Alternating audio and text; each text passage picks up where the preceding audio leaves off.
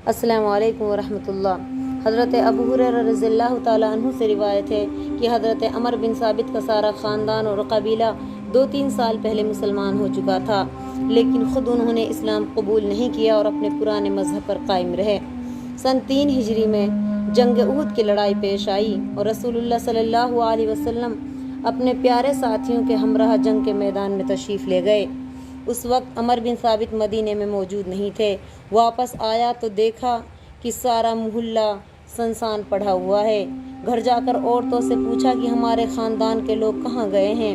انہوں نے کہا سب رسول اللہ کے ساتھ جنگ احد کے لیے گئے ہیں تاکہ مکہ کے کافروں کا مقابلہ کرے جو مدینہ پر حملہ آور ہو رہے ہیں۔ یہ سن کے ان کے دل میں اسلام کی محبت پیدا ہوئی۔ اسی وقت زرہ پہنی، ہتھیار اٹھائے، گھوڑے پر سوار ہوا اور رسول اللہ صلی اللہ علیہ وسلم کی طرف میدان احد کے لیے چل دیا۔ حضرت عمر رسول صلی اللہ علیہ وسلم کی خدمت میں حاضر ہوئے اور عرض کیا، یا رسول اللہ، لڑائی شروع ہونے والی ہے، یہ فرمائیے پہلے میں اسلام قبول کروں یا ویسے ہی آپ کی طرف سے مکہ والوں سے لڑوں؟ آپ صلی اللہ علیہ وسلم نے فرمایا، دونوں کام کرو، پہلے اسلام قبول کرو اور پھر اللہ کے راستے میں لڑو۔ انہوں نے کہا، اے اللہ کے رسول صلی اللہ علیہ وسلم، میں نے 1 رکعت بھی نماز نہیں پڑھی، اگر لڑائی میں مارا گیا تو کیا میں بخشا جاؤں گا؟ آپ صلی اللہ علیہ وسلم نے فرمایا، ہاں، اسلام لانے سے پہلے تمام گناہ معاف کیے جاتے ہیں، اللہ تعالیٰ بڑا رحم کرنے والا ہے۔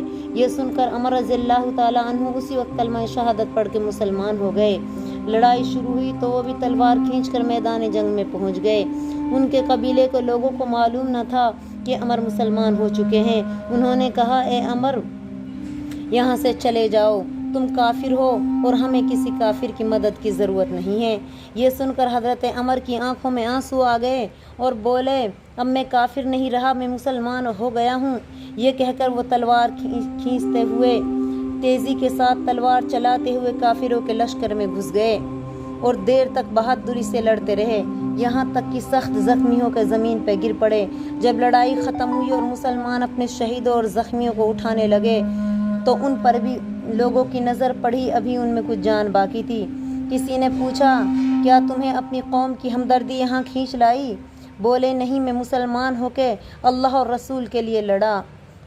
لوگ انہیں اس حالت میں اٹھا کر گھر لائے جہاں وہ تھوڑی دیر بعد فوت ہو گئے۔ آپ صلی اللہ علیہ وسلم کو جب ان کی شہادت کی خبر ملی تو آپ صلی اللہ علیہ وسلم نے فرمایا کہ عمر بن ثابت جنتی ہے۔